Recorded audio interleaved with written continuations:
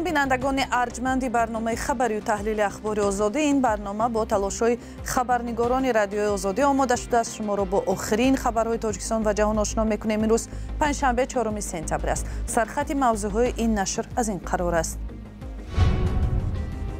در یک عملیات غافلگیرانه پلیس مسکو در بازار درگامیلوفسکی شهر مسکو بیش از 200 مهاجر از آسیای مرکزی بازداشت شده است. سازمان هیومن رایتس واچ از حکومت تاجیکستان تقاضا کرد که مرگ 5 فعال بدخشی در زندان‌های این کشور همه‌جانبه تحقیق شود.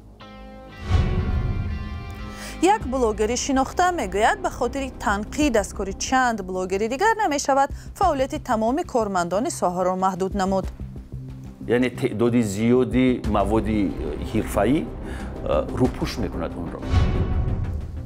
مقامات روسیه منتظر 10 سپتامبر روز آخرین اصلاح حجت‌ها نشده در سراسر کشور رید و بازداشت‌های مهاجران را ادامه می‌دهند. در ولگاگراد به اطلاع وزارت کارهای داخلی روسیه اخیراً 1200 نفر را با گمان ثبت غیرقانونی و قراردادهای غیر واقعی کاری بازداشت نمودند. در منطقه سورگوت باشد 60 نفر در یک رید نزد مرکز تجارتی با اتهام داشتن سندهای نادرست بازداشت شدند. کاربران تاجیکستانی رادیوی آزادی از شهر مسکو هم نوارهای را به ما فرستادند که در آن عملیات مقامات حفظ قانون روسیه در بازار درگامیلوفسکی ثبت شده است. تفصیلات در گزارش همکارم مومن احمدی.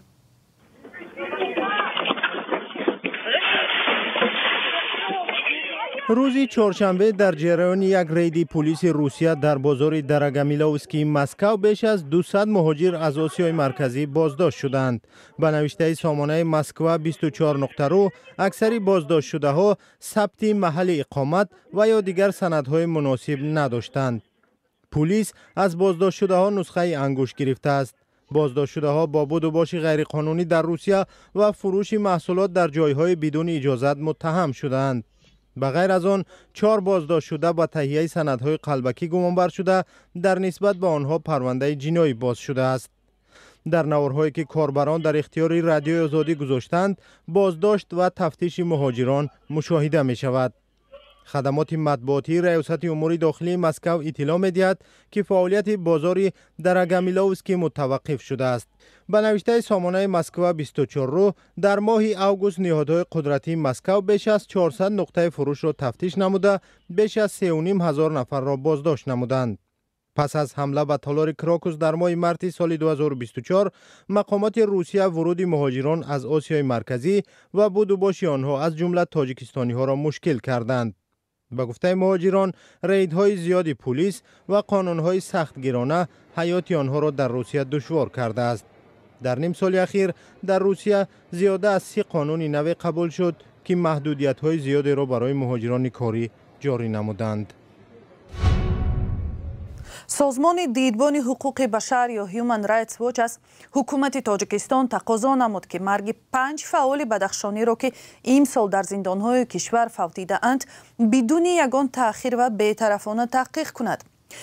قلمحمد پالایف 50 ساله، اصلان گلوبوف 35 ساله، مظفر دولتمیرов 61 ساله، ایرانشاه محمد رحیمов 39 ساله و بخشای متشایف 67 ساله امسال در زندان‌های کشور فوتیدند. رسانه‌های مستقل و جامعه‌های بدخشی گزارش می‌دهند که این زندانیان به سبب نگرفتن معالجه درست جان دادند. مثلا وضع صحتی بخشای متشایف روز 26 ژانویه به سبب بالا رفتن فشار خونش یک بار بد شده است، ولی با وجود تقاضای کمک فوری با او یاری تجلی 4 ساعت بعد به کمکش آمده است. به همین سبب به نوشته رسانه او سکته مغزی گرفته به کام افتاده 1 ماه بعد درگذشت. ما پیش از برنامه از سینت سلطان علی و محقق هیومن رایتس واچ در کشورهای آسیای مرکزی خواستیم در این باره موقع سازمانش را بیان کند. دیدبان حقوق بشر از مقامداران تاجیک تقاضا می‌کنند که سبب‌های مرگ 5 فعال پومیری را در محبس‌های تاجیکستان در سال 2025 بالفاصله و به طور بی‌طرفانه تفتیش کنند. همه این 5 مرد بعد سرکوب‌های بی‌رحمانه اعتراضگران در ولایت مختار کوهستان بدخشان در ماه می سال 2022 بازداشت و به حبس محکوم شده بودند. چند نفر آنها بعد رد شدن درخواستشان برای یاری طبی جان دادند. یکی از آنها ماه فوریه درگذشت ولی خبرش ماه اوگوست نشر شد. در گذشت 5 فعال پومیری در بین چند ماه در رابطه با شیوه برخورد و نگهداری زندانی‌های سیاسی در تاجیکستان سوال‌های جدی ایجاد می‌کند. اینجا باید اینچنین درباره پرینسیپ‌های سازمان ملل متحد درباره پیشگیری مؤثر و تحقیق قتل‌های خودسرانه و بدون دادگاهی یادآور شویم که تفتیش مشرکانه، بی‌طرفانه و فوری همه گونه حادثه‌های مرگ را در محبس تقاضا می‌کند تا که سبب، زمان، شیوه فوت انسان، شخص گناهکار در این مرگ و هم نقشه یا تجربه را آشکار کنند که سبب درگذشت انسان شده است. در پرینسیپ های سازمان ملل متحد گفته شده است که عائله شخص فوتیده یا نماینده قانونی او باید درباره همه گونه مرافعه یا تفتیشی که در زمینه سبب های مرگ محبوس برپا می شود آگاهانیده شود و به این چاره‌بینی ها دسترسی داشته باشد. از سینات سلطانعلیeva инчунин пурсидем оё ба вокуниши ҷомеаи байналмилалӣ ба ҳаводиси 3-4 соли пеши тоҷикистон чӣ гуна баҳо медиҳад? متاسفانه واکنش بین‌المللی به بحران حقوق بشر در ولایت مختار کوهستان بدخشان تاجیکستان تا حال نسبتاً احتیاطکارانه بوده است. این موضوع در مسائل روز مورد بررسی شریکان بین‌المللی تاجیکستان بعد دعوت اتحاد اروپا و پارلمان اروپا به تفتیش قانونشکنی‌ها در این زمینه دیگر مطرح نمی‌شود. متاسفانه ما در عمل می‌بینیم که کشورهای مثل اتحاد اروپا، ترکیه و دیگر کشورها با تاجیکستان در ساحه امنیت و مبارزه با تروریسم همکاری می‌کنند و این حالت‌ها به ادامه سرکوب‌های فراملی سبب می‌شوند. با نظر داشته این، ما از همپیمان‌های بین‌المللی تاجیکستان دعوت می‌کنیم به این مثال توجه جدی ظاهر کنند و در قبال حالت‌های برجسته نقض حقوق انسان خاموشی اختیار نکنند. تشکر. سینات سلطانعلیeva محقق هیومن رایتس واچ در کشورهای آسیای مرکزی بود. ولایت مختار کوهستان بدخشان در ماه می سال 2022 صحنه تظاهرات و سرکوب مردم ناراضی بود. این حادثه روز 16 می سال 2022 و پس از آن سر شد که گروهی از جوانان برای دادخواهی از محله برخاروق به مرکز شهر خاروق روانه شدند. آنها از مقامات طلب کردند که کشتار گلبدین زیابکов ساکن ناحیه راشخالا و 2 نفر دیگر را در جریان اعتراضهای ماه نوامبر سال 2021 در خاروق عادلانه تحقیق کنند. بعد این 10 نفر از فعالان مدنی از جمله خبرنگاران از بدخشان دستگیر و با گناه تروریسم به زندان محکوم شدند و تا کنون پس پنجره هستند.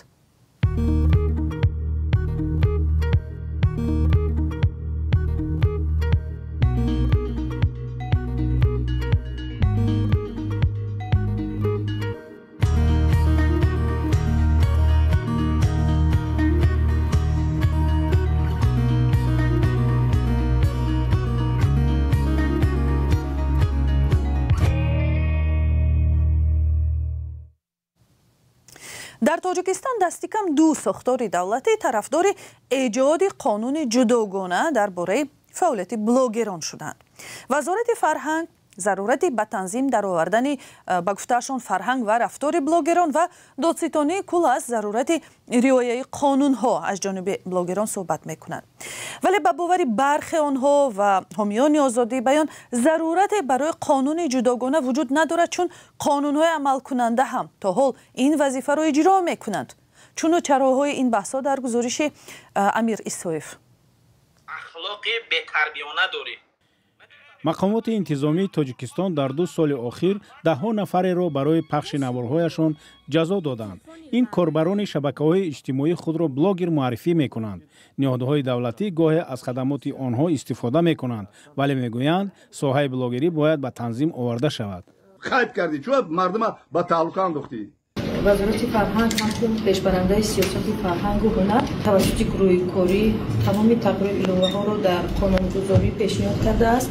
از جمله لایحه دستورالعمل پیشگیری حقوق ویراکنی از جانب هنرمندان غیر کسبی و بلاگرانی که قانون شکنی میکنند. فکر داریم که ممکن که لایحه قانون جمهوری تاجیکستان اویدی همین مسائلی که پیشگیری میکند این مسئله را ضرور باشد قبول کرده شود ولی این آموزش طلب میکند برای همین از جانب کارمندان پروکراتورا این حالت آموخته در حالت ضروری ما هم خیلی لایحه قانون پیشنهاد کرده میتوانیم با مقام قانونگذار ما در همین فکر هستیم. аммо рӯзноманигор ва блогери шинохта Орзу Исоев ки паҳлӯҳои ҳуқуқии корашро низ пайгирӣ мекунад, мегӯяд дар қонунгузории кишвар муҷозот барои бадгӯӣ ва бадахлоқӣ пешбинӣ шудааст ва ниёз ба қонунгузории иловагӣ нест. ӯ бовар дорад ки чунин таҷриба натиҷа нахоҳад дод. аслан бубинед аз рӯи назоратҳои ман ҳамчунин инсони ҳирфа дар ҳамин ҳирфа солҳои сол фаъолият кардам, натиҷа надод коре ки Русия кард. Кумитаи назоратии Федератсияи Русия муддати зиёда аз 10 сол аст ки контролро аз рӯи блогерон хеле шадид карда буд, аммо ба натиҷа нарасиданд. Агар бипурсед ки чаро, барои он ки блогероне ки мавриди назар буданд ки контрол бишаванд, шадидан контрол бишаванд, блогероне ки аслан ба мавзӯъҳои сиёсӣ даст мезаданд, онҳо рафтанд аз хоки Федератсияи Русия берун ва фаъолияти худро боз 10 чанд афзоиш доданд. дар чанд соли пеш блогерони мисли Далери Эмомалӣ, Абдулло Ғурбатӣ ва Абдусаттор Пирмуҳаммадзода ки зиндонӣ шуданд, дар бораи мавзӯъҳои доғ навор таҳия намуда дар интернет пахш мекарданд. ҳоло пайгирии мавзӯъҳои ҷиддӣ аз сӯи блогерон кам ба назар мерасад. агар теъдоди маводҳои ҳирфаӣ дар блогинги тоҷик зиёд шавад, ба маротиб зиёд шавад, масалан дар баробари як маводи таҳқиркунанда 10 маводи ҳирфаӣ пешкаш шавад дар мавзӯъҳои гуногун, сиёсат, иҷтимоъ, фарҳанг, варзиш ва ғайра, ҳамин теъдод, яъне теъдоди зиёди маводи ҳирфаӣ рӯпуш мекунад онро. ба назари Орзу Исоев, сонсур ва зиндонӣ намудани чанде аз рӯзноманигорону блогерон дигаронро дар ҳарос гузошта, ҳоло тарс яке аз монеаҳои асосӣ дар рушди кори блогерон шудааст. Нуриддин Қаршибоев, раиси Анҷумани Миллии расонаҳои мустақили Тоҷикистон, бар ин аст ки агар блогерон дар чаҳорчӯби қонун фаъолият кунанд, барояшон мушкил пеш нахоҳад омад. андешаи шахсии ман ин аст ки ягон қонун зарурат надорад. агар шахс аз ҳуқуқи худаш ба озодии баён ва озодии сухан истифода карда дар доираи қонун андеша, назар, пешниҳоди худаша дар фазои иттилоотӣ пешниҳод кунад, ягон мушкилот пеш намеояд. лекин мутаассифона блогерон бозичаи дасти баъзе аз дастандоркорон шудаанд ва онҳо мехоҳанд ки дар фазои иттилоотӣ ҷудоиандозӣ миёни расонаҳо, журналистон ва блогерон барангехта худашон аз он манфиат бардоранд. даъватҳо барои танзими кори блогерон дар доираи қонуни алоҳида чанд сол аст ки аз ҷониби тарафдорони ҳукумат садо медиҳад, вале бархе блогерон таҳияи чунин санадеро абзори саркӯб аз сӯи мақомот меноманд. Кумитаи андоз дар оғози сол иттилоъ дода буд, дар кишвар 114 блогер сабт шудаанд ки назар ба соли гузашта 26 кас зиёд аст. намояндагони ин кумита гуфта буданд, блогерон соли 2024 ба буҷа 2.2 миллион сомонӣ молиёт супоридаанд. сабти номи блогерҳо дар Тоҷикистон соли 2020 сар шуд.